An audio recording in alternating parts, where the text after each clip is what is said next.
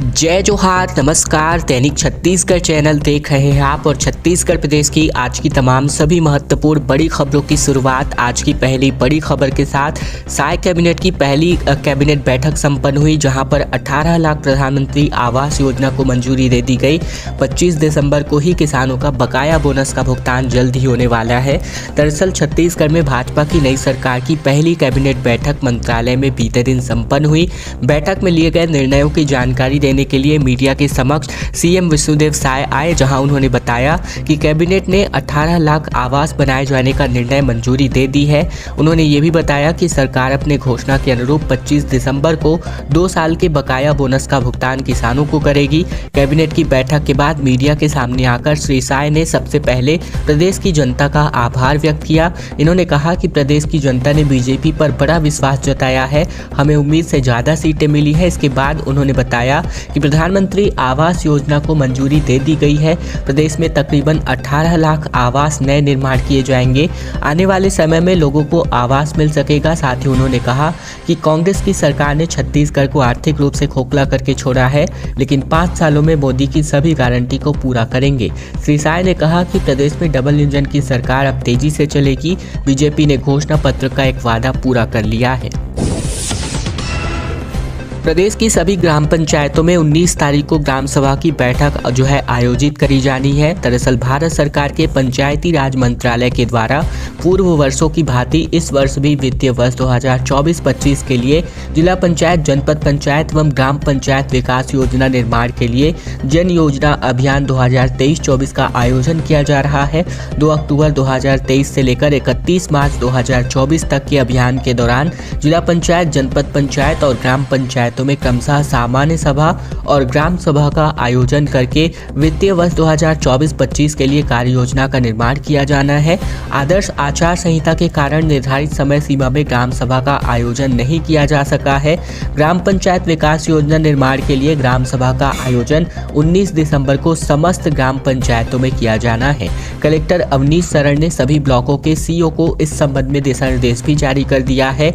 इसके अलावा जारी निर्देशों के अनुसार ग्राम सभा में जीडीपी के निर्माण के लिए भी एलएसडीजी की नॉर्थ टीमों में कम से कम एक थीम पर संकल्प लेकर के वाइब्रेंट ग्राम सभा पोर्टल में उसकी एंट्री करना अनिवार्य किया गया है। शहीद जवान कमलेश साहू के अंतिम संस्कार में शामिल होने के लिए डिप्टी सीएम विजय शर्मा भी पहुंचे। दरअसल खबर आ रही है छत्तीसगढ़ के शक्ति जिले से, जहां पर छत्तीसगढ़ के नारायणपुर जिले में आईडी ब्लास्ट में शहीद हुए कमलेश साहू का पार्थिव शरीर शक्ति जिले उनके गृहग्राम हसौद पहुंचा, जहां पर शहीद जवान के अंतिम दर्शन करने के लिए जनसैलाब उमड़ पड़ा।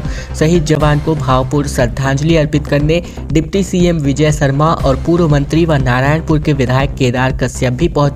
भाजपा प्रदेश उपाध्यक्ष निर्मल सिन्हा, चंद्रपुर विधायक राम कुमार यादव और जयपुर विधायक सहित स्थानीय जनप्रतिनिधि उनके गृहग्राम पहुंचे। शहीद कमलेश साहू सीएफ की 9वीं बटालियन के जवान थे। उल्लेखनीय है कि छत्तीसगढ़ में नई सरकार के शपथ के दिन ही नक्सलियों ने एक कायराना करतूत को अंजाम दिया था, जहां नक्सलियों द्वारा प्लांटेड किए गए आईडी की चपेट में आकर सीएफ के जवान की यहां पर मृत्यु हो गई थी, शहीद हो गए थे। वहीं एक अन्य जवान घायल है, जिनका इलाज अभी अस्पताल में जारी है। प्रदेश में पारा अभी और लुढ़कने वाला है। दरअसल खबर आ रही है मौसम विज्ञान विभाग के तरफ से, जहां प्रदेश में तापमान में एक बार फिर से गिरावट आज से आसार है। उत्तर दिशा से ठंडी और शुष्क हवा आने की संभावना मौसम विज्ञान विभाग ने जताई है और इसी के चलते प्रदेश में न्यूनतम तापमान में गिरावट का दौर शुरू होगा। मौसम विज्ञान विभाग के मुताबिक आने वाले 5 दिनों तक अधिकतम तापमान में कोई विशेष प्रभाव नहीं पड़ेगा। मौसम विभाग की माने तो प्रदेश में अंबिकापुर सबसे ठंडा जिला रहा। अंबिकापुर में रात का तापमान तकरीबन 8.5 डिग्री सेल्सियस पर पहुंच गया, तो वहीं रायपुर में तापमान 15.6 डिग्री सेल्सियस पर बना हुआ है। बिलासपुर में 14, पिंडरा में 12, जबकि जगदलपुर में 13.8 न्यूनतम तापमान दर्ज किया गया है और ये आने वाले 5 दिनों में और गिरने के आसार हैं। किसानों के लिए एक अच्छी खबर है, जहां सब्जियों की भी अब बीमा करवा सकते हैं। इनके लिए पोर्टल पर ऑनलाइन बीमा भी करने की सुविधा दी जा रही है। उद्यानिकी फसलों का उत्पादन कर रहे कृषक रबी फसल बीमा का लाभ लेने के लिए 31 दिसंबर तक अपनी फसलों का बीमा करा सकते हैं, जिसमें टमाटर, बैगन, फूल गोभी, पत्ता गोभी, प्याज और आलू के लिए वर्ष 2023-24 के अंतर्गत पुनर्गठित मौसम आधारित फसल बीमा योजना शासन की अधिसूचना के साथ छत्तीसगढ़ में लागू हो चुकी है और जिले के इच्छुक ऋणी किसान, जो कि 31 दिसंबर 2023 तक का समय इनके पास है, लोक सेवा केंद्र, बैंक शाखा या सहकारी समिति या फिर बीमा कंपनी, एग्रीकल्चर इंश्योरेंस कंपनी के प्रतिनिधि से जाकर इस बारे में संपर्क कर सकते हैं और उद्यानिकी फसलों का बीमा भी करा सकते हैं। सहायक संचालक उद्यान ने जानकारी देते हुए बताया है कि इस योजना में सभी अऋणी कृषक जो इस योजना में शामिल होने के इच्छुक हैं, ऐसे कृषकों को घोषणा पत्र के साथ फसल बुआई प्रमाण पत्र अथवा प्रस्तावित फसल बोने के आशय का स्व घोषणा पत्र सहित संबंधित अन्य अनिवार्य दस्तावेज प्रस्तुत करना होगा। चयनित उद्यानिकी फसलों का बीमा कराए जाने को लेकर किसानों को उन फसलों के लिए निर्धारित ऋण मान का 5% प्रीमियम राशि के रूप में देना होगा और शेष प्रीमियम की राशि राज्य सरकार एवं केंद्र सरकार द्वारा दिया जाएगा। रायपुर में भारत संकल्प यात्रा का आयोजन 16 दिसंबर को होगा और 16 दिसंबर से चलकर ये 26 जनवरी तक शहरी और ग्रामीण इलाकों में जाएगा। केंद्रीय योजनाओं की जानकारी देने के लिए भारत संकल्प यात्रा आयोजित की जा रही है। रायपुर के शहरी और ग्रामीण क्षेत्रों में भारत संकल्प यात्रा निकाली जाएगी। यह यात्रा 16 दिसंबर से शुरू होकर 26 जनवरी तक चलने वाली है और इसमें प्रशासन साथ ही नगर निगम की टीम केंद्रीय योजनाओं के बारे में लोगों को जानकारी देगी। गुरुवार को रायपुर कलेक्टर सर्वेश्वर नरेंद्र भूरे ने यात्रा को लेकर समीक्षा बैठक आयोजित करी। कलेक्टर भूरे के मुताबिक विकसित भारत संकल्प यात्रा के आयोजन के दौरान लोगों को केंद्र सरकार की आयुष्मान भारत योजना, प्रधानमंत्री गरीब कल्याण योजना, प्रधानमंत्री आवास योजना, प्रधानमंत्री उज्ज्वला योजना, विश्वकर्मा योजना, किसान सम्मान निधि योजना, किसान क्रेडिट कार्ड योजना, इसके अलावा जल जीवन मिशन और प्रधानमंत्री जन धन योजना, प्रधानमंत्री जीवन ज्योति योजना, अटल पेंशन योजना, सुरक्षा बीमा योजना इत्यादि योजनाओं की जानकारी दी जाएगी। इसी के साथ ही पात्र हितग्राहियों को योजनाओं का लाभ दिलाने की कोशिश की जाएगी। रविशंकर यूनिवर्सिटी की पूरक परीक्षा का रिजल्ट जो है जारी हो चुका है, जिसमें 16,461 स्टूडेंट्स में से 9,573 छात्र पास हुए हैं। रीटोटलिंग में किसी के भी नंबर यहां नहीं बढ़े हैं। पंडित रविशंकर यूनिवर्सिटी ने पूरक परीक्षा का परिणाम जारी कर दिया है। BA BSc समेत कुल अन्य सभी स्ट्रीम के रिजल्ट गुरुवार को घोषित कर दिए गए, जहां BA PSc और BA क्लासिक संस्कृत की पूरक परीक्षा में कुल मिलाकर 16,461 स्टूडेंट शामिल हुए थे, जिनमें से महज 9,573 छात्र ही पास हो पाए। 1,153 स्टूडेंट सप्लीमेंट्री परीक्षा में फेल रहे। 5,731 स्टूडेंट्स को सप्लीमेंट्री आई है, वहीं 5 छात्रों के परीक्षा परिणाम रोके गए हैं। बात करें रविशंकर यूनिवर्सिटी के BA फर्स्ट ईयर की, तो परीक्षा में तकरीबन 54% पास हुए। सेकेंड ईयर की सप्लीमेंट्री में तकरीबन बात करें तो यहाँ पर 59% पास हुए, जबकि BSc में 65%, वहीं BA क्लासिक में तकरीबन 5% स्टूडेंट्स ही शामिल हुए थे। छत्तीसगढ़ के कई जिलों में इनकम टैक्स का छापा पड़ा है, जहां नागपुर और इंदौर से 200 अफसरों की टीम रायपुर, बिलासपुर और दुर्ग, भिलाई पहुंची हुई है। छत्तीसगढ़ के कई जिलों में बीते दिन एक बार फिर से इनकम टैक्स की टीम ने छापा मारा है। आयकर विभाग की ये कार्यवाही रायपुर सहित बिलासपुर और दुर्ग, भिलाई में जारी रही। इस बार IT विभाग के निशाने पर कोल्ड स्टोरेज और अनाज व्यवसायी है। बताया जाता है कि इंदौर और नागपुर से तकरीबन 200 के अफसरों की टीम पहुंची है। रायपुर के राधा मोहन टावर, लालगंगा में व्यवसायियों के ठिकानों पर कार्यवाही की गई है। इसी के अलावा समता शॉपिंग आर्केड, तेलघानी नाका चौक, सिलतरा, कुशालपुर में टीमें पहुंची गई है। इसी तरह बिलासपुर और दुर्ग, भिलाई में भी कार्यवाही जहां जारी है। मौके पर MP पुलिस और CRPF के जवान भी मौजूद हैं। जानकारी के मुताबिक अन्य राज्यों में हुई कार्यवाही भी यहां के तार जुड़ने का पता चल रहा है। इसके बाद टीमें यहां पर पहुंच गई हैं। अभी अफसरों की ओर से कुछ भी नहीं बताया गया है कि क्या क्या और कितना सामान अभी तक बरामद हुआ है। डिप्टी सीएम ने कहा कि नक्सलियों को नहीं छोड़ा जाएगा। शहीद जवान के गांव से लौटकर शर्मा ने कहा कि दोषी जंगल के किसी भी कोने में हो, छूटेंगे नहीं। दरअसल नारायणपुर जिले में हुए आईडी ब्लास्ट में सक्ती जिले के हसौद निवासी शहीद जवान कमलेश साहू का बीते दिन अंतिम संस्कार किया गया। सरकार की ओर से परिवार से मिलने डिप्टी सीएम विजय शर्मा पहुंचे। परिवार का दर्द देखकर शर्मा भावुक नजर आए। लौटते ही मीडिया से चर्चा में उन्होंने कहा कि मैंने शहीद जवान कमलेश साहू के परिजनों से मुलाकात की, जहां उनकी पत्नी और बहन को बिलखते देखा। वे पार्थिव शरीर को गाल को थपथपा कर उठाने की कोशिश कर रहे थे। बहुत ही मार्मिक और कष्टदायी है, ऐसा हरगिज नहीं होना चाहिए। डिप्टी सीएम ने कहा कि नक्सली ऐसा क्यों करते हैं, क्यों बम फोड़ते हैं, क्यों गोली चलाते हैं, किसको उनका अधिकार दिया गया, उस परिवार का दुख कौन देख सकता है। इस घटना में जो दोषी है जंगल के किसी भी कोने में हो, छूटेंगे नहीं। मुख्यमंत्री विष्णुदेव साय ने नारायणपुर जिले में शहीद हुए आईडी ब्लास्ट में शहीद हुए सक्ती जिले के हसौद निवासी शहीद जवान कमलेश साहू को नमन कर श्रद्धा सुमन भी अर्पित किए। छत्तीसगढ़ में वंदे भारत का स्टॉपेज बढ़ाया जा सकता है। सांसद संतोष पांडे रेल मंत्री अश्विनी वैष्णव से मुलाकात करने के बाद पोस्ट के माध्यम से इन्होंने ये बातें शेयर की। पत्र देकर के ट्रेन का ठहराव बढ़ाने की गुजारिश की गई है। छत्तीसगढ़ में वंदे भारत ट्रेन का स्टॉपेज बढ़ाया जा सकता है। सांसद संतोष पांडे इसकी पूरी कोशिश कर रहे हैं।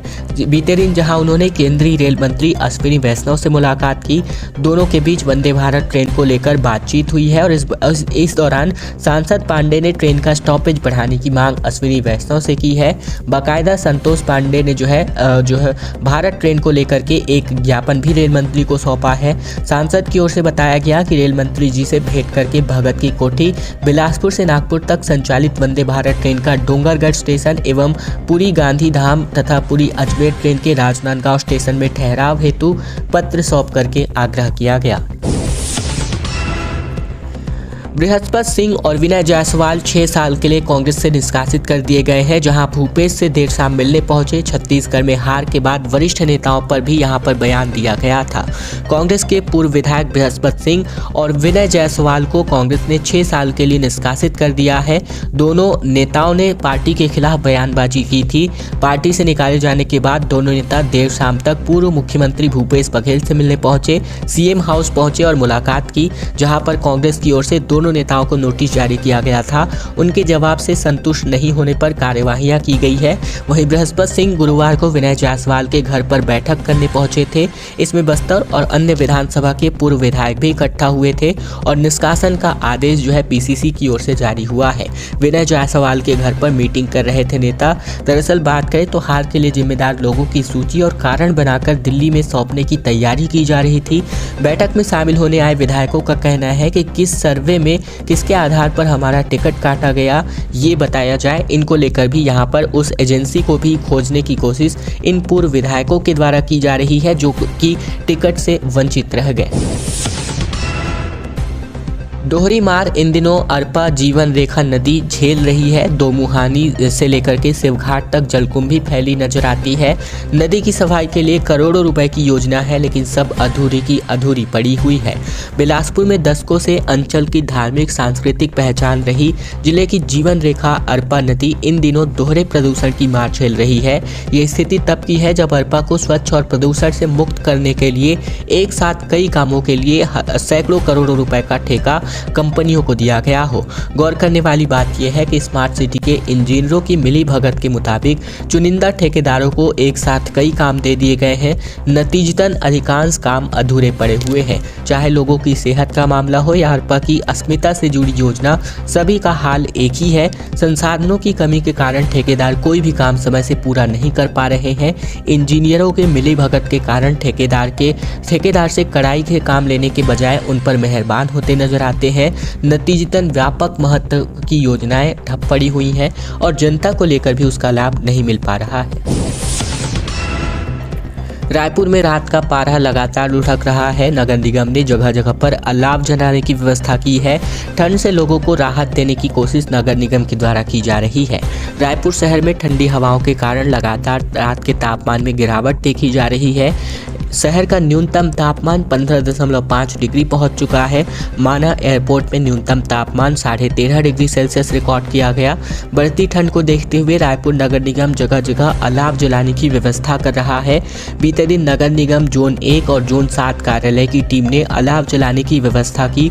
जोन 1 में भनपुरी, गोगांव, गुड़ियारी सड़क किनारे सार्वजनिक स्थानों पर अलाव की व्यवस्था की गई, तो वहीं जोन 7 निगम क्षेत्र के कबीर चौक, रामनगर, अग्रसेन चौक, रामकुंड, ठाकरे चौक में लोगों के लिए अलाव की व्यवस्था की गई। नगर निगम अधिकारियों के मुताबिक बात करें तो बढ़ती ठंड को देखते हुए रायपुर शहर के 10 जोनों की टीमों ने शहर के विभिन्न सार्वजनिक स्थानों पर आमजनों की सुविधा के लिए अलाव जलाने की व्यवस्था की है। आगे भी ये व्यवस्था जारी रहेगी। रायपुर में जब अफसरों से मुख्यमंत्री ने मुलाकात की तो साय ने कहा कि आईएएस अधिकारियों से कहा कि हम टीम भावना से काम करेंगे, आप हमारे परिवार हैं। मुख्यमंत्री विष्णुदेव साय, डिप्टी सीएम अरुण साव और विजय शर्मा बीते दिन पहली बैठक के बाद कामकाज को समझने नवा रायपुर के मंत्रालय पहुंचे। कैबिनेट बैठक के बाद राज्य की नीतियां तैयार करने वाले अलग अलग विभागों के सचिव से तीनों ने मुलाकात की। मंत्रालय में जब अफसरों से सीएम बंद कमरे में बातें कर रहे थे तो उन्होंने अफसरों के टेंशन को जरा कम किया। उन्होंने कहा कि हम टीम भावना से काम करेंगे। सरकार बदलते ही प्रदेश के अधिकारियों में टेंशन तो बढ़ा ही है। विपक्ष में रहते हुए नेताओं के बयान आते रहे हैं कि कुछ अधिकारी कांग्रेस के फेवर में काम कर रहे हैं। वहीं मुख्यमंत्री विष्णुदेव साय ने कहा कि शासन और प्रशासन विकास की गाड़ी के 2 पहिए हैं। हम सब मिलकर राज्य को आगे बढ़ाएंगे। प्रशासनिक अधिकारी हमारे परिवार के सदस्य की तरह है। अधिकारियों से बैठक में उप मुख्यमंत्री अरुण साव ने कहा कि छत्तीसगढ़ के लोग बहुत ही सजग और सरल स्वभाव के हैं और हमें मिलकर राज्य के लोगों की आकांक्षाओं को पूरा करना है। निगम ने अवैध कब्जों पर बुलडोजर चलाया और बुलडोजर वाली कार्यवाही अभी भी जारी है। नगर निगम भिलाई ने खुले में अवैध रूप से मांस, मटन और मछली बेचने वालों के खिलाफ बीते दिन कार्यवाही की। इनको सड़क किनारे से हटाया जा रहा है। इसी कड़ी में निगम का तोड़फोड़ दस्ता जुनवानी, कोहका और मॉल चौक के पास से कार्यवाही करते हुए कैंप 1 सुभाष चौक पहुंचे, जो कि मांस मटन के व्यापारियों ने अपने व्यापार को स्वयं से हटाने के लिए समय मांगा हुआ था। वहीं बात करें तो मांस और मटन व सड़क किनारे अन्य व्यापार करने वाले लोगों के खिलाफ ये कार्यवाही खास करके जारी है। मियाद खत्म होते ही निगम प्रशासन की टीम पुलिस बल के साथ शाम 5:45 पर मौके पर पहुंची। सुभाष चौक में मटन व मांस के 9 से 7 सब्जी भाजी विक्रय के अवैध शेड, जो टीन, छप्पर, बांस, बल्ली के सहारे सड़क किनारे पर बनाए गए थे, उनको बुलडोजर के द्वारा ध्वस्त किया गया।